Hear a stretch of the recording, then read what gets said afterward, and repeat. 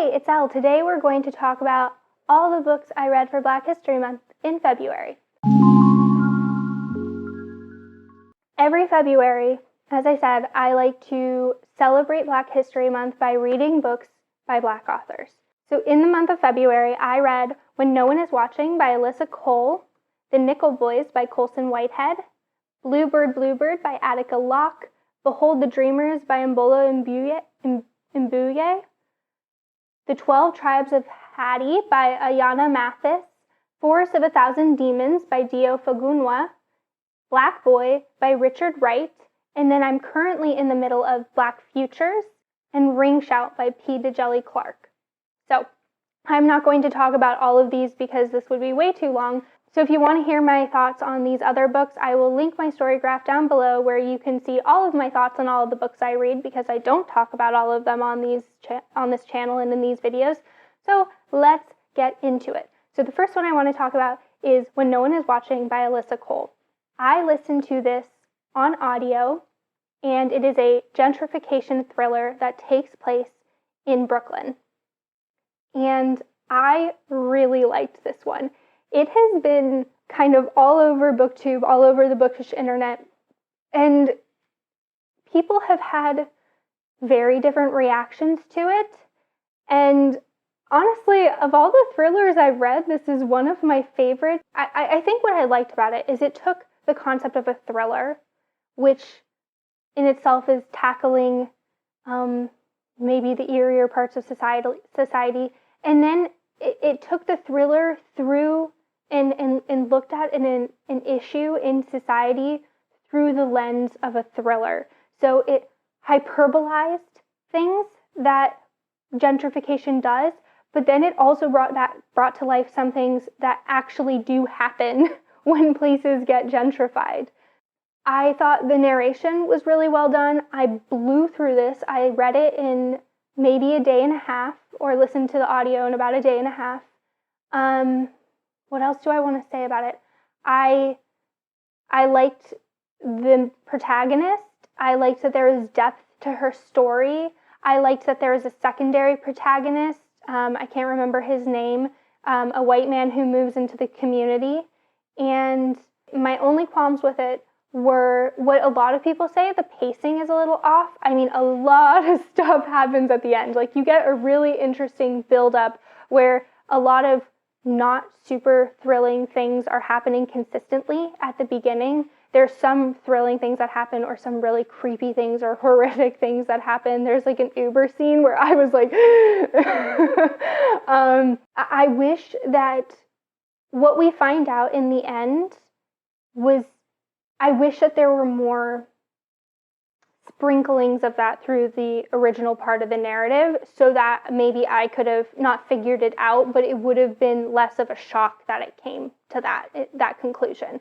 I don't think the conclusion itself is like super, I mean, I don't want to say it's not super shocking, but I think that it would have been nice if she had sprinkled some of that stuff in a little bit earlier, because I felt like we were just kind of punched by the ending, and maybe we didn't get enough context to know that might be coming.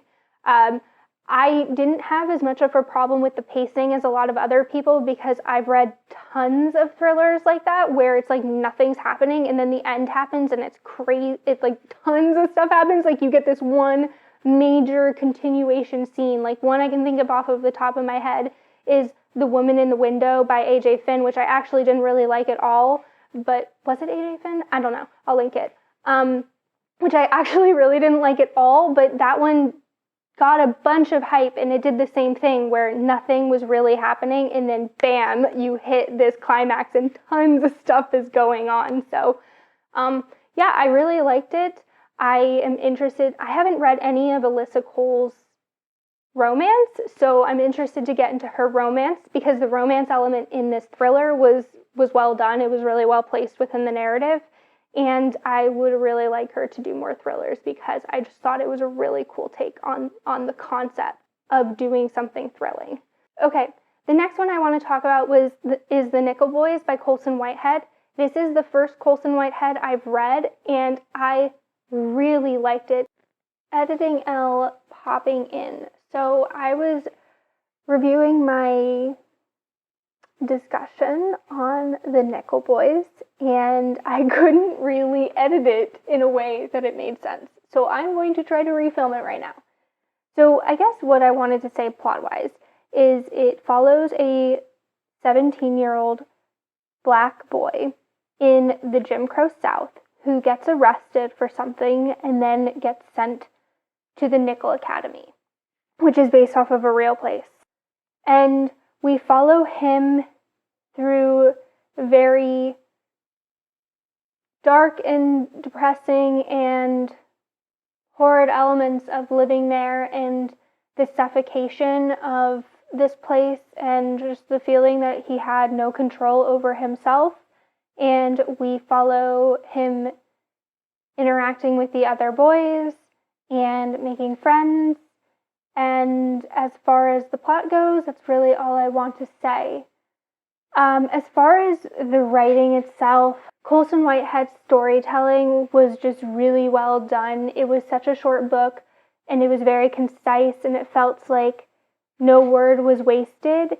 And it felt like I was just set into Colson Whitehead's hands, and I just trusted him to bring me on the journey. And he did so very eloquently, and he drew my attention to the correct places, and it felt like I was safe in his hands. It felt like he knew exactly where he wanted the story to go, and he knew how he wanted to take me there. So I definitely will be looking forward to reading more by Colson Whitehead in the future.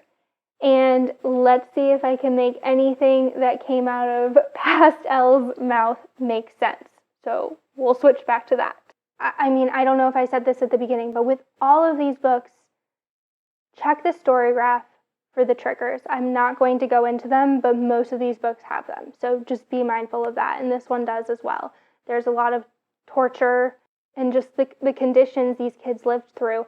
There was still some play on the page. It wasn't totally depressing all the way through. And the ending, I don't want to really get into it, but kind of like where the story curves to in the end was a bit unexpected, and I teared up when it happened because there was just something really beautiful about it. And so I guess I didn't really say anything, but I would just highly recommend this book. I thought it was really beautiful and well done. Okay, I don't want to say much about this book, but Bluebird by Attica Locke, I did not enjoy that much. It's a mystery, and it solves a Texas Ranger trying to solve a mystery. And this really affirmed for me that I do not like police procedurals, and I won't be looking into any other police procedurals really at this point. So don't expect to see any of those on my channel being reviewed. If I pick up any that are, let me know so I am aware, because I'm willing to try some, but this is now, I think it's not even just police, it's detectives. And the thing about following a detective or a police is that for me, the narrative has to be a lot more controlled, because I'm not going to believe it when a detective or a police just starts breaking protocol and not following typical procedures. That's a harder sell for me than a layman just trying to sleuth out something and doing things wrong and making mistakes and not following typical, protocols that are set out for these detectives or police or whatever entity that's their job, and they're being paid to do that. So take with it what you will, but if you like police procedurals, you might like this book. The next one I want to talk about is Behold the Dreamers by Imbolo and Mbue. I think I'm saying their name right. And this I had on my shelves for years, and I don't know why, but I was scared of reading it. And then I listened to the audiobook, which first off was really well done. I loved the audio. I ended up looking up the narrator, I'll link their name, and apparently they also do the audiobooks for Rage of Dragons by Evan Winter. So that's on my list of books I want to read once the whole series comes out. So I'm definitely interested in picking that up now, even more so after listening to this audiobook. But anyway, so Behold the Dreamers is about a Cameroonian couple who immigrates to the United States, and Jende, the man, ends up getting a job as a driver for a white man who works on Wall Street, and he ends up bringing over his wife, Nenny, and his son over. This book is about being an immigrant. It is about the experience of trying to immigrate and trying to become a citizen. It's also about the experience of trying to connect with your old culture while living in a new place, and also trying to find yourself within the cultural context of the place you came to. The plot itself, I thought it was just going to follow like a typical narrative structure, and a lot of things happened in the plot that I found to be highly unexpected. So the plot itself kept me on my toes. I will say that there was a bit of a drawback with that, where I felt that the author was trying to throw too many things in, and if they had like pulled a few of those plot elements out, I think it would have made the book a little bit stronger, but I still thought it was really well done. It's just me being nitpicky. And then I think the character work was just also really well done. Jende and Nenny were, and I think that the narrator really brought them to life for me, maybe more than they would have been on the page, but they were both so interesting and complex. And I loved how they were set up at the beginning and how their personalities were set up. And Nene was a bit more negative about the experiences she was having, and Jende was super positive and just like, everything's going to be fine. And then things happen, life happens, and their characters change as a result of that over the course of this book. And it was so believable and so well done. And yeah, I really recommend this book. It came out a few years ago. I feel like it's been super slept on. I don't hear a lot of people talk about it. I've heard Ashley at Bookish Realm mention it a few times, but I highly recommend it. The experience of reading it was really pleasant, and I was crushed by how by the ending and the resolution one of the characters did not get. And it was sad to read, but it was also very realistic. So my lighting just changed a bunch. I don't know. It is so cloudy out right now. Like, it's one of those days where you don't even know where the sun is in the sky. Oh yeah, and the characters were also so naturally flawed. They felt so real. And I think that is all I'm going to say about this one. So, The Forest of 1,000 Demons by F.O. Fagunwa. The author is Nigerian. It is a Nigerian classic in translation, and I will talk about that more in my translation wrap up. So if you want to hear about this book, go to that one. I will link it in the cards. I don't know if I know how to do that yet. Anyway, the last one I'm going to talk about is Black Boy by Richard Wright. And it is a nonfiction about his life growing up in Jim Crow South. I was scared of this book because I had read Native Son, and I didn't dislike it, but it wasn't a pleasant read, if that makes sense. I'd been putting it off for years, and I ended up listening to the audiobook of it. This is the only book I've ever read that's like a nonfiction account of what it was like to live in the Jim Crow South, which was, I guess, a great learning experience for me myself. If you've already read something like this, I don't think you'll get that aspect out of it. His life was not happy. His relationship with his family is kind of depressing, and he has like a very, like, obviously a lot of the things that happen to him is when he's young, and like the back and forth can't be verbatim unless he was writing this stuff down as a child.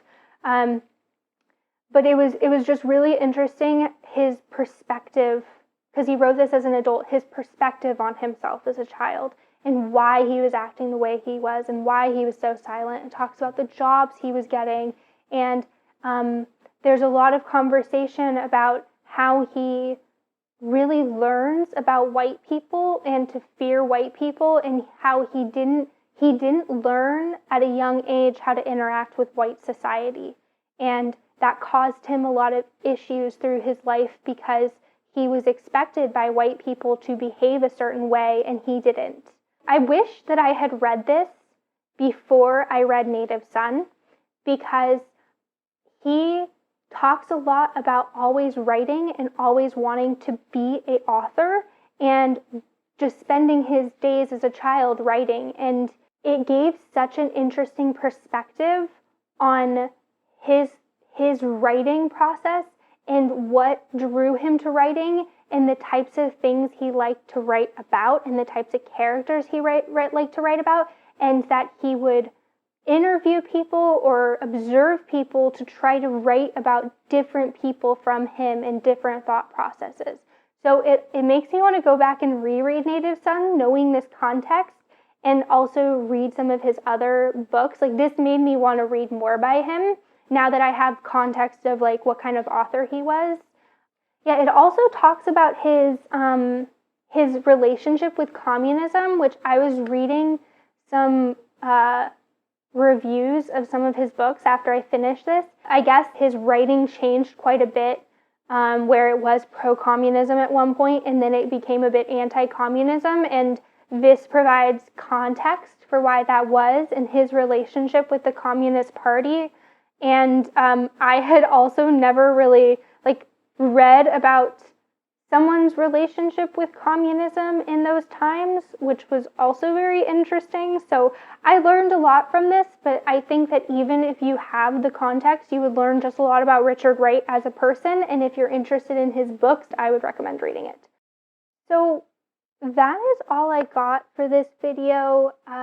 Let me know anything that you read for Black History Month and if we had any overlap and your thoughts on these books. Yeah, I'll link my story graph down in the description. And I think that's all I got. So until next time, happy reading.